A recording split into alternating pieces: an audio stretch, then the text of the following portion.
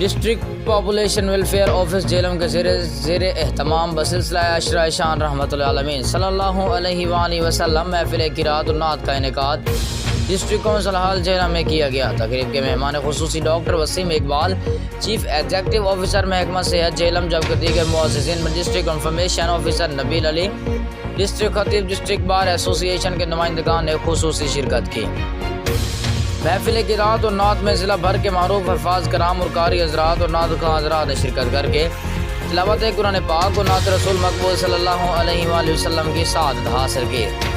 بابر سعید ضلع آفیسر محکمہ بہبود آبادی جہلم نے حاضرین محفل سے خطاب میں کہا کہ خاتم النبیین رحمت للعالمین حضرت محمد مصطفیٰ صلی اللہ علیہ وآلہ وسلم کی سیرت مبارکہ مومنین کے لیے بہترین نمونہ ہے، جس پر عمل پیرا ہو کر ہم دنیاوی اور اخروی کامیابی حاصل کر سکتے ہیں۔ جناب بابر سعید نے وزیر اعظم پاکستان اور وزیر اعلیٰ پنجاب کے عشرہ شان رحمۃ العالمین منانے کے اقدام کو خراج تحسین پیش کیا، جبکہ تمام معززین اور شرکائے محفل میں شرکت پر شکریہ ادا بھی کیا۔